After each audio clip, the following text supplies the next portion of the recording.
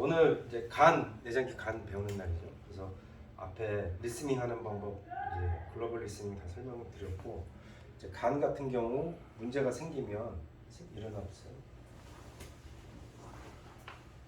모션에서 우리가 글로벌 리스닝 모션에서 축구를 하면서 앞으로 굴곡이 되면서 어떻게 된다고 그랬어요?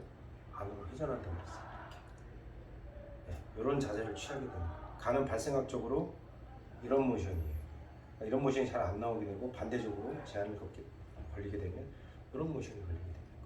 그래서 앉아서 우리가 트렁크만 가지고 하지 문제를 배제시켜 놓고 선생님 앉아보세요. 자, 하기를 띄워놓고 중립으로 올려놓고 트렁크의 모션이 어떻게 나와야 되냐? 이 모션이 잘 나와야 되는 거예요. 이 모션이 제한이 있다. 고개 돌리지 마시고 이 모션이 제한이 있다. 고개가 돌아가면 트렁크 모션이 더 나와요. 고개는 추간에다 놔두고 벌써 여기서 제한이 걸렸거든요. 조금 더 양쪽이 비슷하긴 한데 여기는 벌써 처음 제가 트렁크를 이렇게 하려고 하는 순간서부터 딱 걸려요. 이런 문제들이 트렁크의 모션과 연관이 있다라는 거죠. 자, 그래서 이렇게 되어 있다라는 건 흉곽 자체가 자기의 균형을 지키지 못하고 있다라는 의미로 받아들이셔도 돼요. 간 문제를 통해서 우리가 트렁크를 검사해 보는 건 몸이 그 형태로 이렇게 제한을 가지고 있기 때문이라고 생각하시면 된다라는 거예요. 그래서 간에 문제가 있을 때 오른쪽 상완의 제한도 같이 온다라고 이야기를 하고 있어요. 교재에는 없지만 하지 쪽으로는 어떨까요? 하지 쪽으로는. 자, 일어나서 서보세요. 섰을 때도 마찬가지예요. 쓰면 골반대하고 체결이 되는 거죠. 흉곽하고. 간에 문제가 생기면 이런 모션이 돼버리는 거죠. 자, 이런 자세 취하고 있는 사람 일상생활에서 있을 수 있잖아요. 그렇죠? 이런 문제들을 우리는 뭐예요?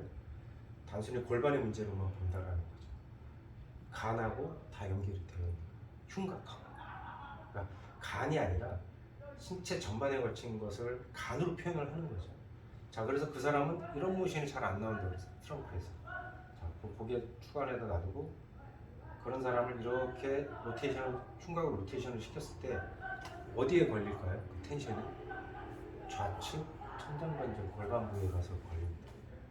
그럼 유독 천장관절 좌측에서 무언가를 아파서 불편해서 오신 분들한테 많은 걸 제공했는데도 원하는 결과가 잘 나오지 않을 때 거기만 봐서 그런 거잖아요. 이렇게 다 봐야 돼요. 이 모션이 잘 나오게 만들 수 있어요. 이렇게 무너져 있는 상태거든요. 그러니까 이 모션이 안 나오는 거예요. 그러니까 여기서 조금만 가려고 해도 그 모션이 어디로 걸려요? 여기로 다 걸려버려요. 이렇게 연결돼요. 간이 아프다고, 위가 아프다고 배를 만지는 게 아니라는 거죠. 자, 상하는 간이, 자, 아까 제가 말씀드렸어요. 간의 기능이 떨어지면 오른쪽 상완의 움직임에 제한이 온대요. 책에 그렇게 써져 있으니까 그렇게 외우면 돼. 그리고 그렇게 시킨 대로 테스트 해보고 치료하면 돼. 그럼 간을 만져서 상완이 올라가는 것에 대해서 그럼 간이 상완 올라가게 하네? 라는 걸 알 수 있어. 왜 그런지에 대해서는 책이 안 나왔어. 여기서부터 여러분들의 상상이 필요하다는 공부하는 입장에서. 지금 제가 앞에 답을 다 드렸어요. 왜 이 문제가 간 쪽의 문제가 오른쪽 상완의 문제를 일으킬 수 있어요.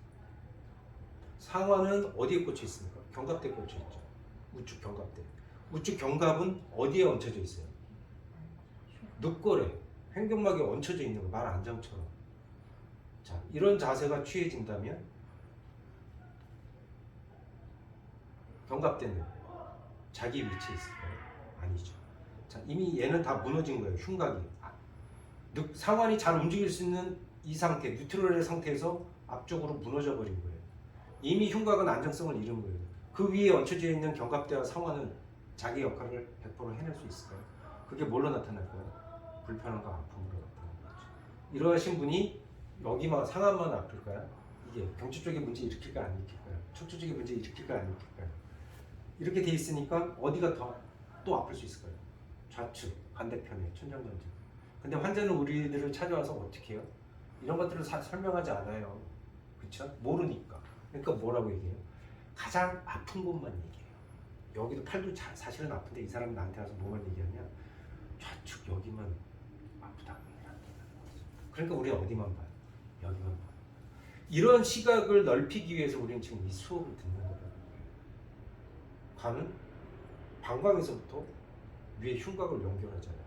그렇죠? 그러면 이런 문제가 압력으로도 설명이 되고 늑골의 움직임 제가 무수히 많이 설명했죠. 그래서 간에 제한이 있을 때 특별히 생기는 모션. 그러니까 간 때문에 이런 모션이 생긴다는 게 아니라 어떻든 이렇게 무너져 있는 상태에서는 내장기를 치료하는 목적이 하나의 수단이 될 수 있다라고 여러분들은 생각하셔야 된다. 그리고 지금은 궁금했죠. 트렁크의 움직임으로 설명을 드렸지만 사실은 이거를 다른 조직, 신경이나 혈관의 조직으로도 설명할 수 있다는 거죠. 이런 모션이나 트렁크의 움직임. 자, 간의 기능이 떨어지면 간에서 이제 중요한 게 정맥이거든요. 정맥. 척추 안쪽에 붙어 있는 우리 몸의 기정맥이라는 것이 있는데 이 기정맥이 간에서 간정맥에서 이제 해독되고 이제 걸러진 피가 기정맥을 통해서 우리 심장으로 만듭니다. 간하고 밀접한 역할을 가지고 있고 왼쪽 오른쪽으로 나뉘어요. 이게 간으로 들어오는데 이 기정맥의 왼쪽 라인의 연결 상태에 따라서 간의 문제가 왼쪽 천장관절의 문제를 일으킬 수 있다는 거죠. 그래서 트렁크의 모션, 이런 혈관의 문제, 여러 가지 이런 게 설명적으로 따로 나눠서 설명할 수 있지만 사실은 뭐예요? 그냥 하나예요. 설명을 따로 한 것뿐이지. 트렁크 모션이 이렇게 되어 있는 사람이 거기에 기정맥이라든가 여러 가지 간 문맥에 관련된 기능들도 정상적일까요? 그렇지 않다. 그래서 그런 부분들을 좀 이해하기 위해서 이런 설명을 드렸어요.